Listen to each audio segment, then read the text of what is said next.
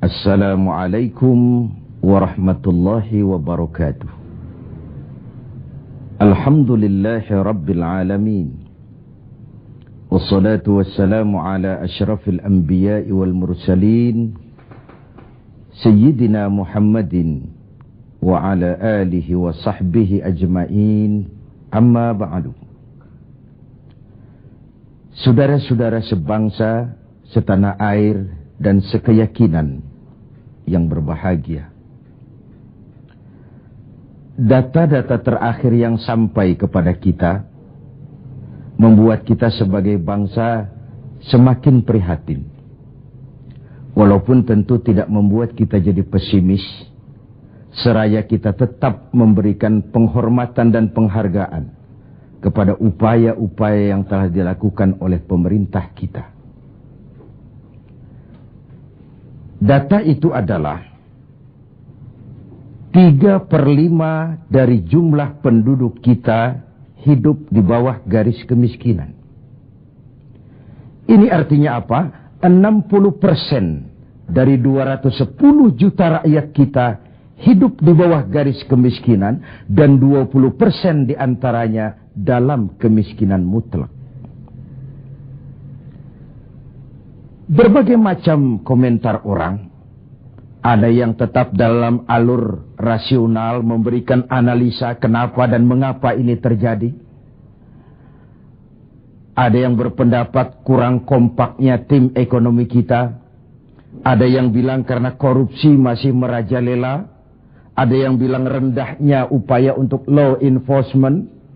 Ada yang lebih cenderung mencari kambing hitam, menyalahkan masa lalu. Namun realitasnya kemiskinan itu tetap berjalan, tetap berlangsung. Sementara kita harus melakukan upaya-upaya di dalam alur kebersamaan terhadap kondisi yang dihadapi oleh mayoritas bangsa kita ini. Pada jumpa ini saya ingin menyampaikan sebuah hadis yang diriwayatkan oleh Imam Al-Hakim.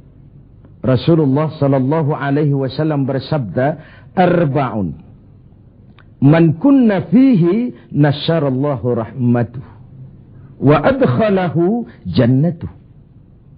Ada 4 hal. Siapa saja yang mempunyai keempat hal ini, Allah akan pancarkan rahmat kepadanya.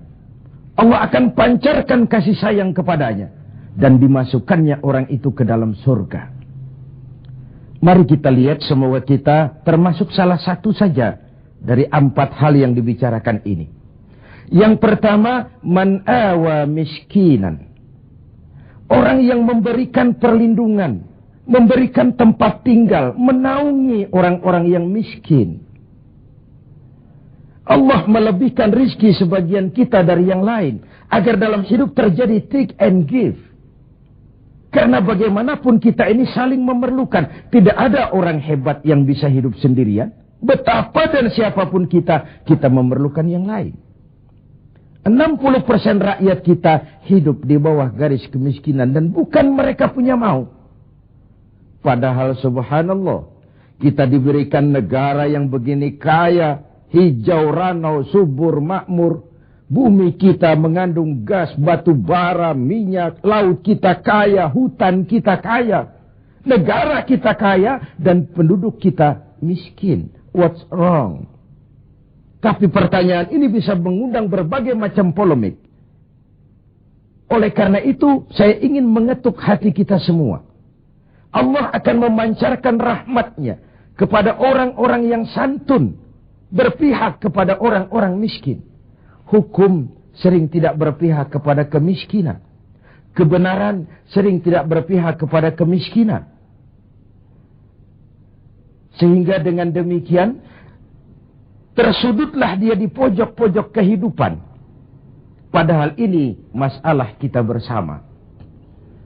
Sementara Rasul dengan tegas memperingatkan, "Wallahu fi aunil abdi, madamal abdu fi auni akhi." Allah akan selalu menolong seorang hamba selama hamba itu masih mau menolong saudaranya. Jikalau kita sudah tidak punya kepedulian kepada saudara-saudara kita yang hidup di bawah garis kemiskinan, Jikalau kita biarkan mereka meratap dalam keputusasaan, jangan heran Allah juga tidak akan pernah peduli dengan kita. Sementara kemalangan apa yang lebih besar dalam hidup ini kalau Allah sudah tidak mau peduli dengan kita lagi. Rumah-rumah singgah tetap diperlukan. Pemandangan sehari-hari kita lihat anak-anak kita dalam usia sekolah terpaksa harus berjemur panas terik, terguyur hujan, tidur di tepi-tepi jalan oleh karena tekanan kehidupan, oleh karena sulitnya lapangan pekerjaan, oleh karena kemiskinan-kemiskinan yang dialami.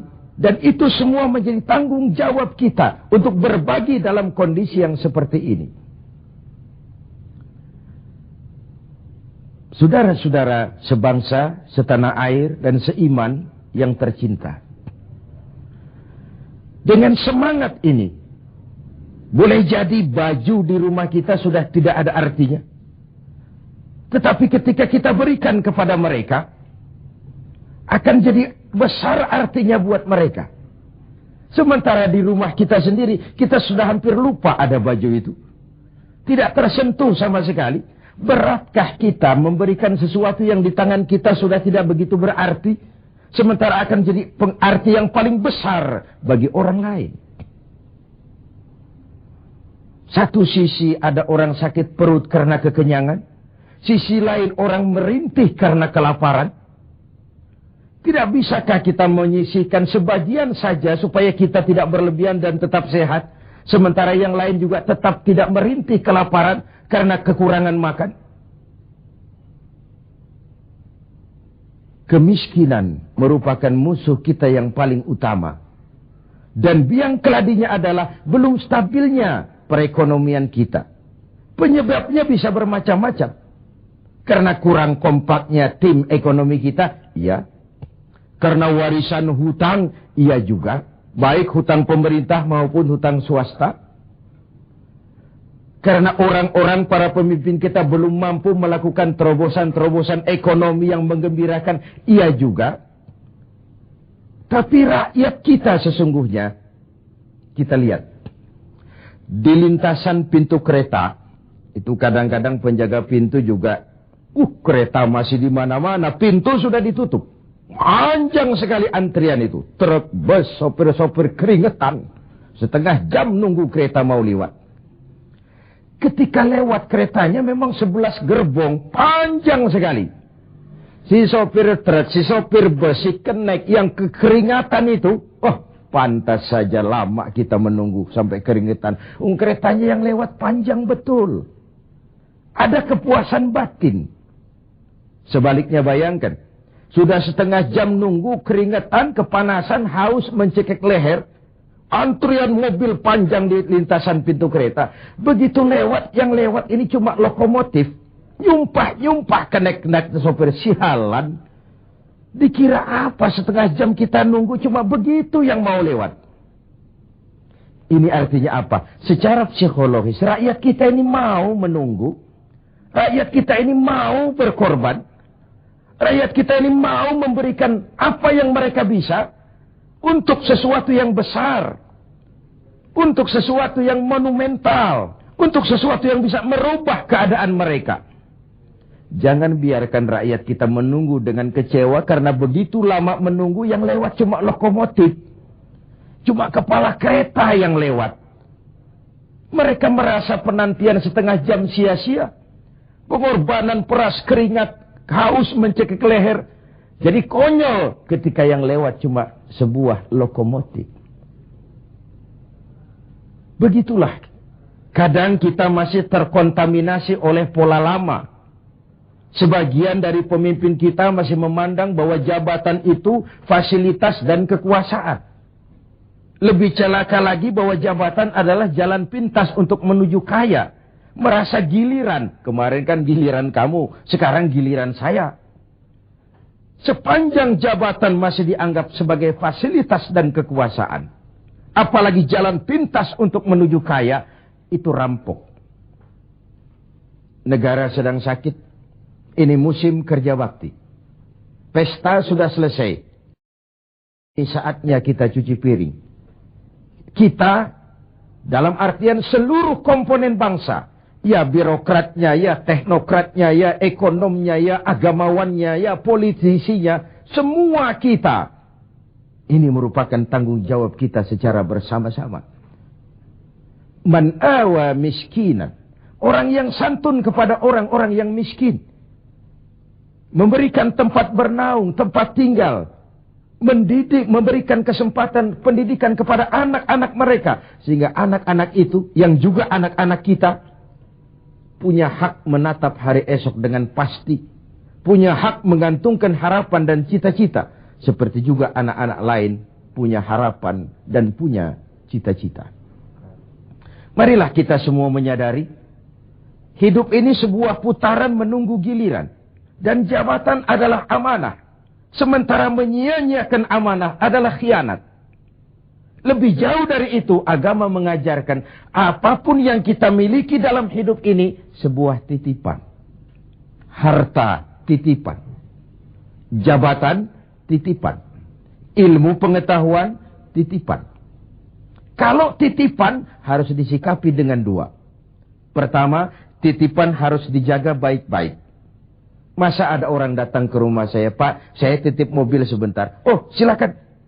Saat mobil diambil, kacanya pecah, bempernya penyok, rebannya kempes, knalpotnya hilang, marah yang punya. Saya cuma titip, kenapa tidak dijaga baik-baik? Begitulah Allah menitipkan jabatan kepada kita. Saat nanti diambil jabatan itu berlumur korupsi, berlumur kezoliman, tipu daya, trik, rekayasa. Tentu marah yang menitip ini. Kau harus bertanggung jawab. Ini kan titipan. Kenapa tidak dijaga baik-baik? Harta titipan. Malahan, kalau saudara diberikan ilmu, pertanyaan akhirat cuma satu. Ilmumu kau amalkan untuk apa? Diberikan kita usia yang panjang, pertanyaan akhirat juga cuma satu. Usiamu kau habiskan di mana? Tapi diberikan kita harta, pengadilan akhirat akan bertanya dua. Hartamu kau dapat dari mana, kau belanjakan kemana? Depan dan belakangnya ditanya, dari mana dan kemananya. Itu sebabnya Rasulullah berpesan, hasibu anfusakum qabla an tuhasabu. Hitung dirimu sebelum Allah yang menghitungnya. Dengan bahasa sekarang, kalau malam-malam ada baiknya kita putar film hidup kita ini. Sejak akil balik sampai sekarang, lihat adegan-adegan yang pernah kita lakukan. Oh, tanggal sekian, bulan ano, tahun sekian, saya nyolong, saya korup. Tanggal sekian, bulan sekian, saya nempeleng orang tanpa alasan yang benar. Putar film itu. Apa target dari semuanya? Kalau ada adegan yang tidak pantas, sekarang ini kita masih bisa melakukan sensor. Taubat maksudnya, pemutihan. Ada suara yang kurang jelas, masih bisa dubbing. Ada alur cerita yang kurang utuh, masih bisa editing. Proses sensor, proses editing, proses dubbing masih dimungkinkan sekarang. Sekarang, di dunia ini. Kalau nanti di padang mahsyar Allah yang memutar film kehidupan kita, tidak akan ada waktu lagi untuk sensor, dubbing, editing, yang ada tinggal pertanggungan jawab. Dan hari itu seperti sering kita baca dalam surah Yasin, al-yawma nakhtimu ala afwahihim wa tukallimuna aydihim wa tashhadu arjuluhum bima kanu yaksibun. Mulut mereka kami gembok, tangan mereka akan laporan, dan kaki mereka akan memberikan kesaksian terhadap apa saja yang telah mereka lakukan. Jabatan adalah titipan. Dia harus dijaga baik-baik. Yang kedua, kalau titipan tidak boleh membuat orang arogan, sombong. Dititipi, sekadar dititipi kok sombong. Apa alasannya? Orang titip mobil ke rumah saya, yang punya mobil pergi, saya petatang-peteteng, membangga-banggakan. Ini mobil hebat, ini mobil mutakhir, ini mobil canggih. Mobil orang titip. Begitulah kita. Ini jabatan. titipan. Kenapa harus sombong? Ini harta, titipan. Kenapa mesti sombong? Ini ilmu pengetahuan, titipan. Kenapa harus sombong? Titipan tidak perlu membuat kita jadi arogan. Bahkan kalau dia jabatan itu top. Kata orang Belanda, Leiden is Louden. Memimpin adalah jalan menderita. Pemimpin adalah orang yang kesepian. Di dunia diikat dengan berbagai macam aturan. Di akhirat akan dibuka perkaranya yang besar-besar. Kesepian karena pada dasarnya pemimpin mengorbankan privasinya. Bahkan keluarganya. Seorang presiden, seorang wakil presiden tidak punya anak, tidak punya ibu, tidak punya bapak, tidak punya paman. Yang punya paman itu pribadinya. Kalau presiden punya anak, lalu anak-anaknya jadi warga negara kelas 1, ikut-ikut ngurus negara, kan ini penyakit kita. Biarkan pemimpin sebagai pemimpin. Karena memimpin adalah jalan menderita. Dan pemimpin pada umumnya orang-orang yang kesepian. Ini musim kerja bakti. Hanya dengan semangat kebersamaan. Ke atas saya mengingatkan. Ke bawah saya mengimbau. Mari kita berbagi rasa. Dengan saudara-saudara kita yang hidup di bawah garis kemiskinan. Karena bukan saja ini tanggung jawab nasional, tapi juga tanggung jawab keagamaan. Seorang muslim baru sempurna imannya, jikalau dia merasakan apa yang dirasakan oleh tetangga sebelahnya. Bahkan tidak sempurna iman kamu, jikalau kau tidur dalam perut kenyang, sementara tetanggamu merintih kelaparan. Belum sempurna imanmu. Begitu kepekaan Islam, sampai iman dijadikan taruhan terhadap perbaikan nasib orang-orang miskin. Bukan sekadar sebuah slogan. Bukan sekadar sebuah simbol. Tapi sebuah realita kehidupan beragama. Tangan di atas lebih baik daripada tangan di bawah. Orang mukmin yang kuat lebih disukai Allah ketimbang orang mukmin yang lemah. Lemah ekonominya, lemah pendidikannya, lemah jaringan sosialnya, lemah kebudayaannya. Orang mukmin yang kuat lebih disukai Allah daripada orang-orang mukmin yang lemah. So, kalau kita dalam posisi itu, sekaranglah waktunya untuk berbuat. Jangan biarkan saudara-saudara kita merintih kelaparan. Anak-anak dalam usia sekolah terpaksa keleleran di jalan. Atau terpaksa harus kerja di bawah usia. Memang kadang kita berhadapan dengan siklus lingkaran setan. Pendapatan rendah, kenapa? Karena kemampuan rendah. Kemampuan rendah, kenapa? Karena pendidikan rendah. Pendidikan rendah, kenapa? Karena kurang gizi. Kurang gizi, kenapa? Karena biaya hidup tinggi. Biaya hidup tinggi, kenapa? Karena pendapatan rendah. Begitu berputar lingkaran setan ini. Tapi what can we do now? Apa yang bisa kita lakukan sekarang? Buat tetangga kita, buat masyarakat lingkungan kita, setidaknya man awa miskinan. Orang yang menolong orang-orang miskin. Memberikan tempat tinggal. Melindungi mereka. Akan dipancarkan rahmat Allah kepada mereka. Kasih sayang Allah akan berlimpah. Si miskin mungkin tidak akan bisa membalas. Tapi Allah akan memberikan balasan. Melalui jalan yang tidak pernah kita sangka. Ketimbang kita mencari kambing hitam. Oke lah, yang salah tetap salah. Tapi kan dengan argumen, bukan dengan sentimen. Untuk menegakkan kebenaran, bukan untuk menang-menangan. Zaklik, tidak personlik. Menyentuh dan bukan menyinggung. Biarkan hukum tetap tegak. Biarkan penataan ekonomi kita tetap profesional. Sementara kita yang oleh Allah diberikan sedikit kelebihan. Sedikit kemampuan. Mari kita berbagi untuk mengatasi persoalan bangsa yang memang berat ini.